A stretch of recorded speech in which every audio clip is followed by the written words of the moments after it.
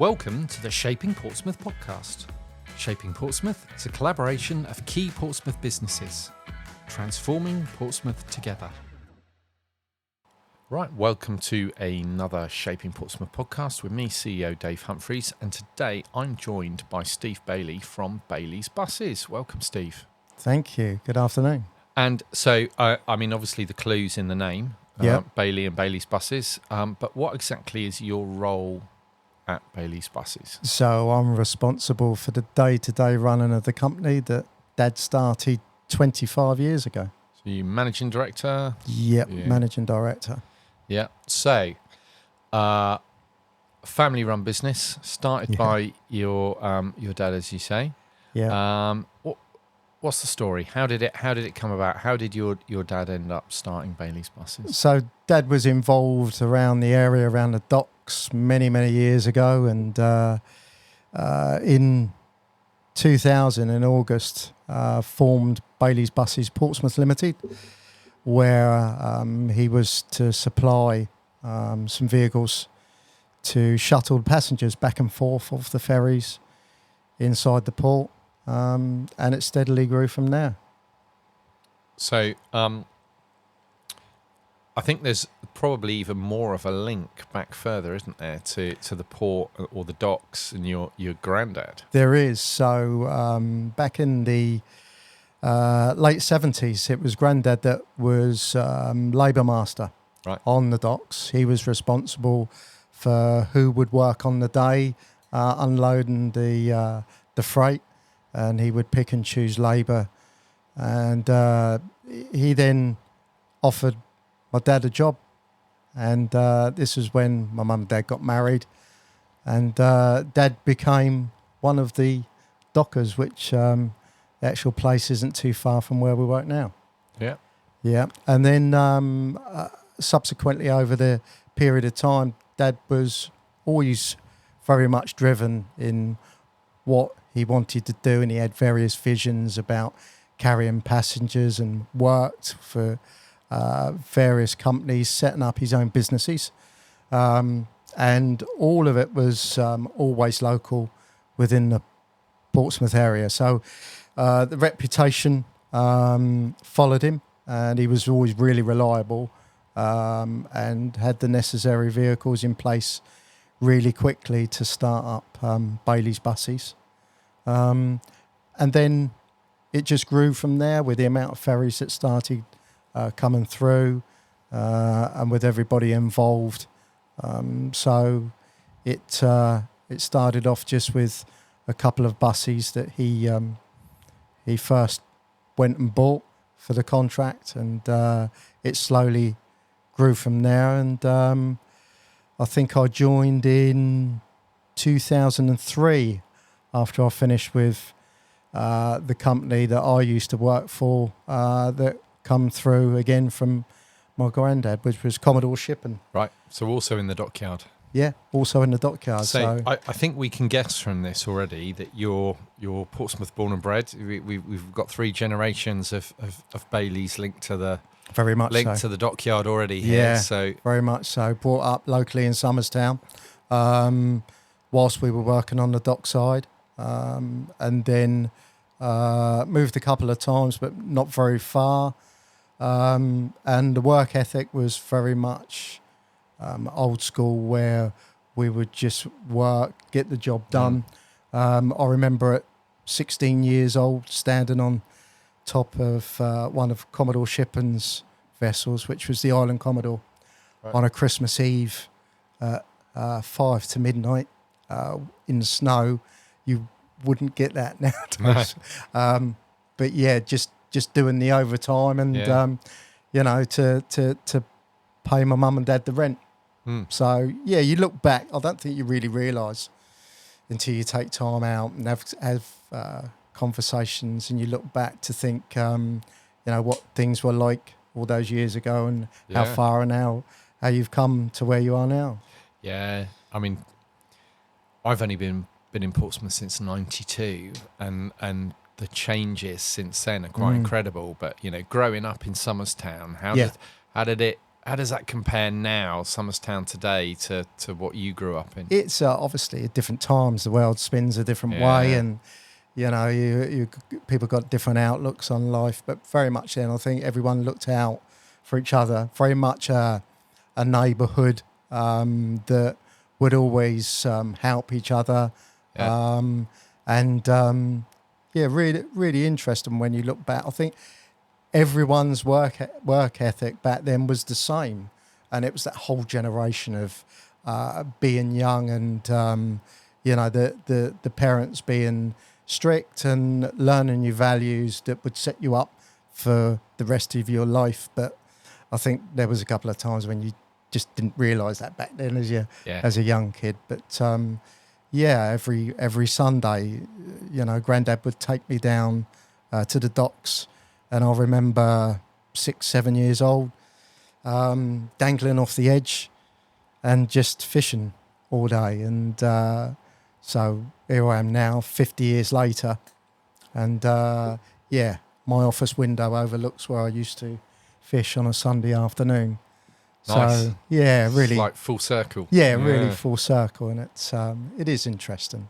So obviously you mentioned that you then worked for Commodore Shipping. Yeah. So how did the move into your dad's business come about? What caused you to join the family firm? So there were a lot of changes that around that particular era. The company was changing dramatically, and although I was responsible for running our depot at Hilsey, we had about 34, 40 staff that I was responsible for, and it was a pretty big going concern. But lots of things were changing in the Channel Islands at the same time, particularly in Jersey at the time. It was apparent that the shape of the company was going to change. Yeah. There was a lot of pressure that I was under at the time at the company as well, being the depot manager. So I felt that I had exhausted all those avenues, learned everything that I needed to learn at the time. So with the birth of my youngest daughter, I then decided to get my bus licence. And Dad was always looking for willing drivers. So I became one of them, and slowly started to learn the foundations about how that particular business worked. And it was interesting because I was able to carry over what I had learned previously, having worked 22 years for Commodore Shipping. So I had got a vast amount of experience in that area, which I was able to bring to the buses. And we were able to apply some of that and start slowly changing the dynamics of what we do and how we do it and where we do it. So it gradually started to, that was the start of the building blocks, so to speak, that we started to put in place even back then. So back in 2003. Yeah. So people may have seen Bailey's buses driving around the city. Yeah. And kind of wondered, hang on a minute, we see Stagecoach and First Bus doing the routes around the city. Where are the Bailey's stops? Yeah, that's right. Doesn't work like that for you. What exactly does Bailey's do? So what we do, we're fundamentally a shuttle service company that work inside the port. But as the ports progressed and got more dynamic, the cruise program that they operate has increased vastly. I remember sitting down and looking at the yearly calendar, and I think we were at between 18 and 22 cruise ships for the year, where the last couple of years we've been lucky enough to entertain the likes of near on 100. So what we do on cruise ship days is dependent on what cruise line it is, and we have some pretty big heavy hitters that the port deal with now, which is really good. So we go out on a daily excursion where we go around Portsmouth City. Sometimes we go to the city centre, Gunwharf Quays, Southsea Castle. We stop at the historical dockyard where we can invite people to go in and see the Mary Rose or HMS Victory. A lot of them go to HMS Warrior. And we also do various other private excursions if required. So it's gone from really, really small building blocks to where we are now. And Portsmouth's really flourishing. Absolutely. I've only been around in this scene for a couple of years, and I've seen the increase in the just in that time in the cruise market. So you must have noticed it far more significantly. I think from the area where I started off at 6-7 years old, sitting on the side of the docks there, so we're 50 years down the road, and it's continued to be built properly, which is always important. It's not been any quick dynamic that people have thought, okay, this will drop off in a couple of years, or this could happen, or the industry could change. But even with everything that everyone's suffering during COVID, we always thought that the momentum was right, and knowing the city's so wowed that the vibe was okay. Not so many people were flying, and at the same time, more people were looking to cruise. So, and at that time, there was a lot of new vessels, cruise vessels being built all the way around the world that were different. They were more dynamic, and they would suit the younger families rather than the clientele that used to be kind of picturesque on a cruise ship, being retired and enjoying their retirement. It's the actual cruise industry has become more dynamic as well. So we kind of picked up on that vibe, and we built a business model around that, hoping that it would give us some heavy momentum coming out of COVID, and it's worked. We, to a certain extent, as a business, we took some risks. Portsmouth Port has always been very, very good to us. And the reason we're here where we are today is because of them. And other businesses such as Lakeside North Harbour. So, Lakeside then. Yeah. So that's the other place where people might see you. Yes. See the buses up there. Yeah. What's the deal with Lakeside? So the Lakeside service ran for a number of years before we even got involved in it. Right. And I think that it was a service that could have back then benefited from a more bespoke company to deal with it rather than one of the big hitters. So that bespoke company turned out to be Bailey's Buses.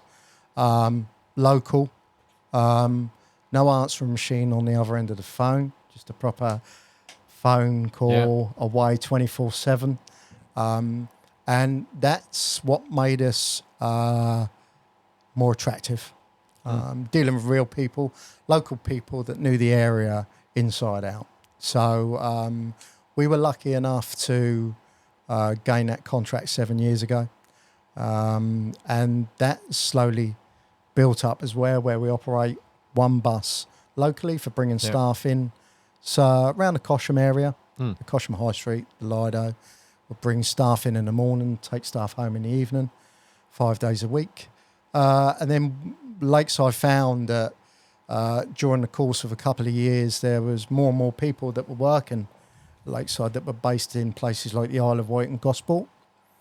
So they decided to trial an additional service, which became really popular really quickly, and led to us going to buy a double-decker bus and put that on the service. So we called that the Express service, Lakeside Express. And that's now the second service that runs out of Lakeside, again in the mornings and the evenings.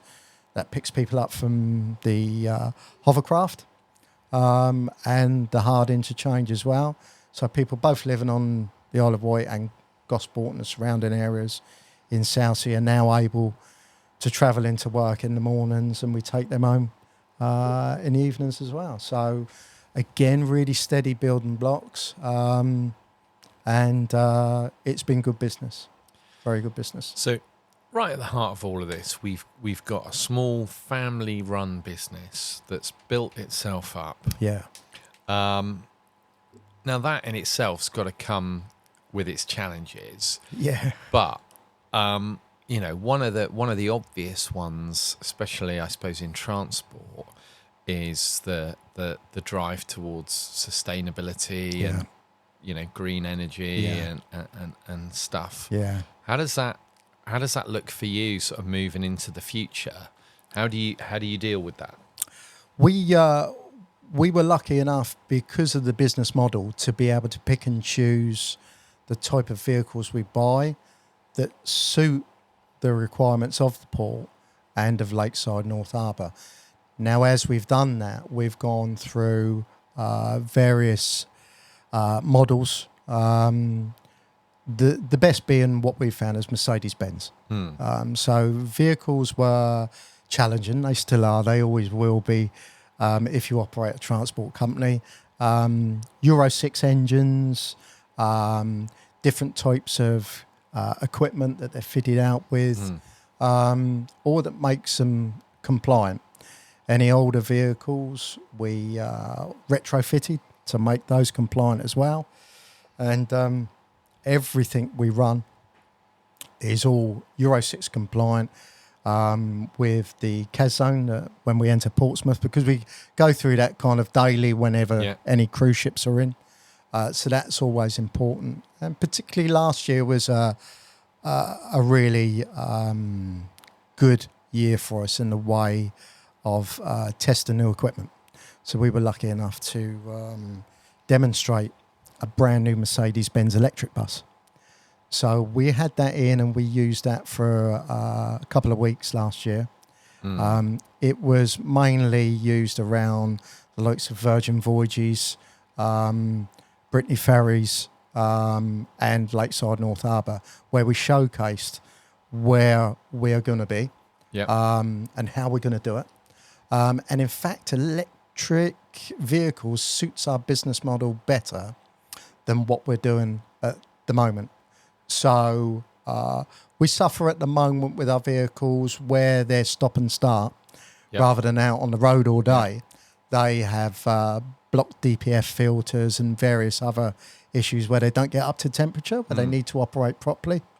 So that's just a case of us managing that going forward. However, when we were using the electric demonstrator bus, we realised it's just plug and play. Yeah. You got the app on your phone. You can see how much energy, what the air conditioning temperature is inside the vehicle, how the driver's driving it, if he's accelerating too fast, if he's braking too sharp.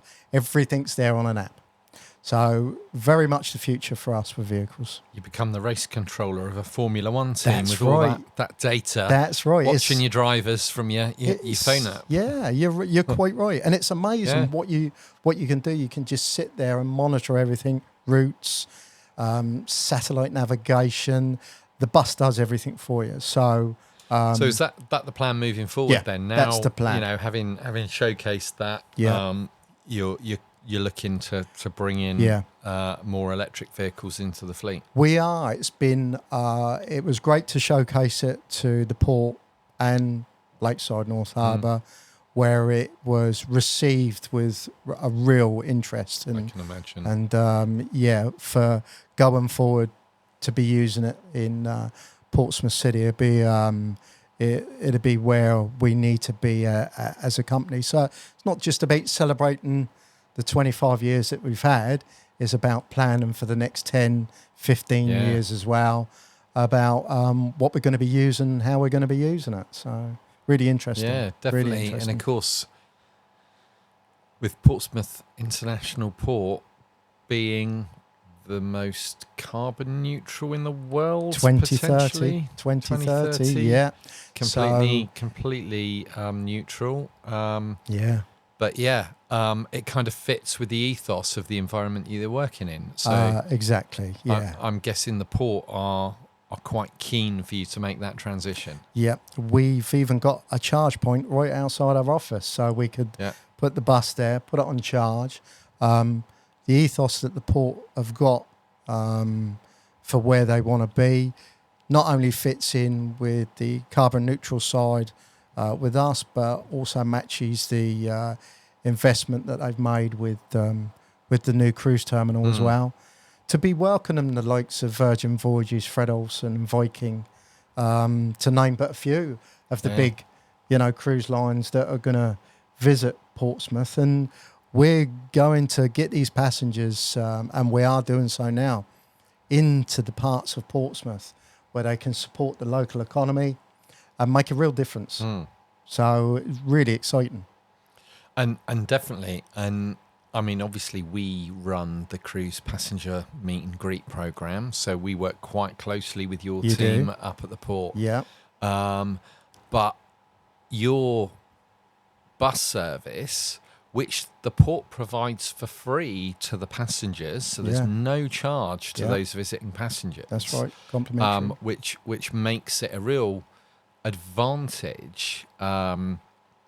Especially as there is so much to do and see in Portsmouth. Yeah. So passengers are less inclined to go off on tours to other places. Yeah, exactly. It really complements what we're trying to do in terms of keeping that spend in the local economy. Yeah. Because you're providing that really key connection from the port to those attractions. Yeah, and what we've found working with the port, particularly over the last couple of years, is that what's happened is a lot of the passengers that have booked pre-excursions that are going out and about will go out in the morning, they'll come back lunchtime, have their lunch, and then hop on the complimentary service that we provide, and vice versa. So the passenger, when they come for a call into Portsmouth, they're getting the best of both worlds. They're getting to see Portsmouth in all its entirety. And there's so much to see. I mean, it begs wonder. You couldn't fit it all in one day. No, you can't. No, so much to see. And there's so much history there. And we're big on our staff feeding that down to the passengers. And not only in directing them in the right directions and telling the passengers what's on offer, but why and what was there before and how it came to be built. And, so many historic buildings, historic ships, and so much to see. So many, many years ago, Portsmouth, we felt was undersold. Yeah. And now we're working alongside the port, Lakeside North Harbour, shaping Portsmouth.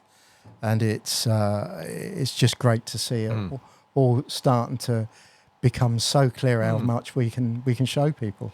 And obviously, so linked to that, and I suppose going back to the point we were originally talking about, which was sort of challenges to you as a small business, but particularly as a bus company, infrastructure in the city, particularly the road network and where bus lanes are, and that has got to be quite key. And we've seen lots of improvement over recent years, but there's probably still a lot more that can be done. Yeah, still a lot more to go. I mean, many, many bus lanes, many, many cycle lanes, many road works, and over the years we've seen some major roads start to work.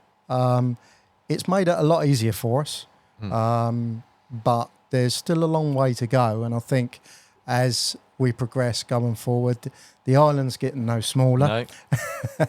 And no bigger even.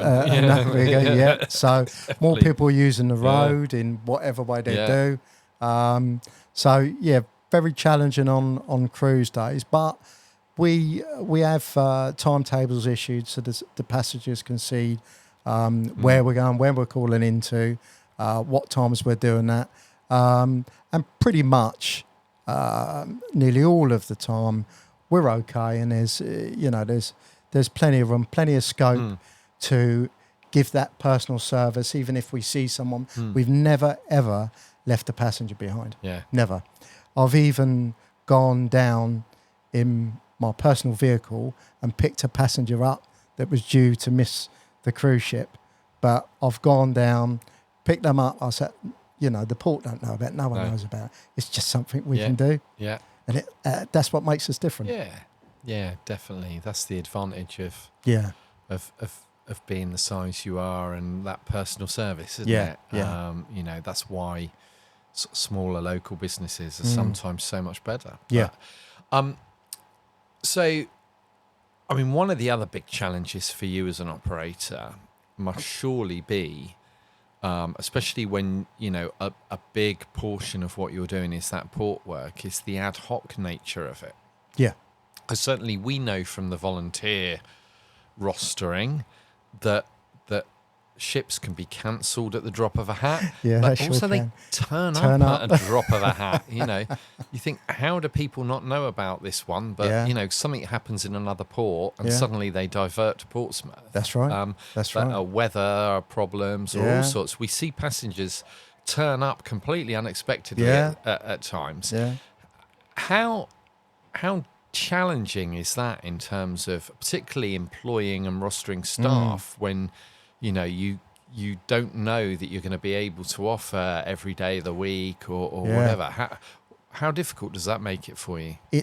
We're lucky. We've never really missed a beat. It's really challenging because there can be times when I'll take my memory back to the ash cloud.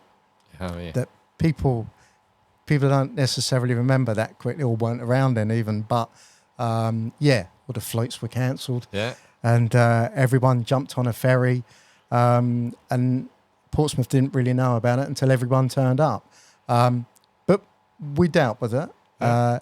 It's challenging in the ways of having the right people around you in the way of staff, drivers, operation managers.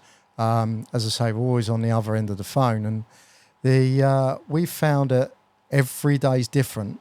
So it's just being ready for the unusual. We know that working in the industry we're in, where bus transport meets marine, we know that we're that buffer. Yep. And it creates, we know what's going to go wrong before it goes wrong now. Yeah. And we've known that for a few years now. Yes, weather can divert a cruise.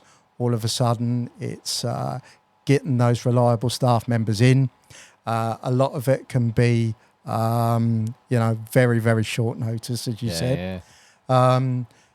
But fundamentally, it can also happen with the ferries where they're cancelled or they're late or they're early. So it's all a case of all the drivers have an app, a boat watch app, so they can see a live stream of where the boats are that are working. That helps. So modern technology helps. But a lot of it is very much old-fashioned, keeping your ear to the ground and monitoring what's going on out there. And then, obviously, you work quite closely with our meet and greet volunteers, Vanessa and the team in the port. Yeah, the team. Who, I can't say enough good stuff about. But how do you find working with them? Yeah, really, really good. It's good to make those connections. It's good to share the enthusiasm about Portsmouth City and what we can offer. We're really excited, especially we've built up this over some time now, this relationship. It's only going to get better. We see it being a real positive going forwund. So we love it. Definitely. We do love our cruise passenger volunteers. They do an amazing job. They do. So, and in fact, the way, the two services, the free shuttle buses and the volunteers complement each other is fantastic. Makes Portsmouth a great place to visit for a cruise passenger. It sure does. So you've mentioned it once already, just in passing earlier, but this year is the 25th anniversary of Bailey's Buses. Yes. So 25 years ago this month that your father gave up taxi driving and started his own business as a bus operator. Yeah. But what does the anniversary mean to you as a business? Why is it so special? It's special because we've been able to support all those people along the way, whether they're customers, members of staff, the port, Lakeside North Harbour. It's special because we're able to and have been able to showcase Portsmouth all those years, and where we're local. Portsmouth means everything to us. It's where we've been born and grown up, and things are looking bright, and the company deserves, father deserves all the credits. He stuck at it during some tough times. The first 3 years, no time off at all, working solid. 80 years old, the other day, still coming in, even at weekends, still coming in, still telling me off when, Good. I have an hour off a week. Yeah. But the drive behind that, it's interesting to see how it switched. So I'm kind of asking him to do bits and pieces where he loves to keep busy. Yeah. All those special things worth celebrating. And we were lucky enough to have some of the older drivers join us as well that's worked for us over the years. Sharing some special, challenging, difficult, but enjoyable times. Yeah. And it was really good. And what does the future look like? The next generation of Baileys the in next the business, generation, maybe? Is there a connection there? There is. So the next generation looks at as if it will be one of the daughters picking up the reins, having worked and got some experience for a year or two. She's already prepped, although she doesn't know it just yet. But she's already prepped. Let's just hope she doesn't listen. Then. Yeah, that's right. Give the game away. Yeah, no, she knows. But it's going to be there. It's going to be the family name still. So it's looking good. Looking good. Brilliant. Great local success story, family business, 3 generations of Baileys working in the dockyard, and whether that's on the dockyard side of it or the buses, soon to be the 4th generation coming in. So fantastic, absolutely fantastic, great local success story. So huge congratulations on the 25th anniversary. Thank you for all the great work that you and the whole team, your drivers and everyone, because I know the volunteers that we work with can't speak highly enough about your drivers. So all really great, really appreciate it. But before we end our podcasts, we always like to ask the person we're talking to make a recommendation of somewhere to go, something to do, a little hidden gem, something in Portsmouth. You obviously, grown up in the city, you know it intimately. What would be your top tip of somewhere to go? Top tip would be somewhere Grandad went, somewhere Dad goes with me on a Friday evening at Old Portsmouth down by the Canberra side there. So it's the restaurant and public house, the A Bistro. Used to be known as the American Bar. Yeah. So many a story told down there by people who used to know my family well. Every Friday night, Dad and I have a catch-up, business chat, and we usually have it in there. So top tip, great food, great atmosphere, and great people. It is actually. I've eaten in there. It's lovely. Yeah. And you've got a nice sort of pub feel at the front. Yeah. And then the restaurant at the back. You've got the best of both there, right opposite the fish market. That's right. On a nice sunny day, you can sit out the front, have a pint there watch the fish. Perfect. Being marketed out there. It's lovely. Great atmosphere. Yeah. On the Canberra, as you say, a really, really great little Portsmouth gem. Yes, so, definitely. Great recommendation. Well, it's been great chatting to you, Steve. Thanks you. For coming in. Thanks for all you're doing to support the cruise passenger program and our volunteers. And, it'd be great to see another 25 years of Baileys buses in the city. We'll look forward to it. Thank you. Thanks. Perfect. This podcast was brought to you by Shaping Portsmouth, working to make Portsmouth the #1 UK city in which to invest, live, learn, work and visit. To find out more, please visit shapingportsmouth.co.uk. This podcast was supported by Spark Community Space and Portsmouth Community Lottery.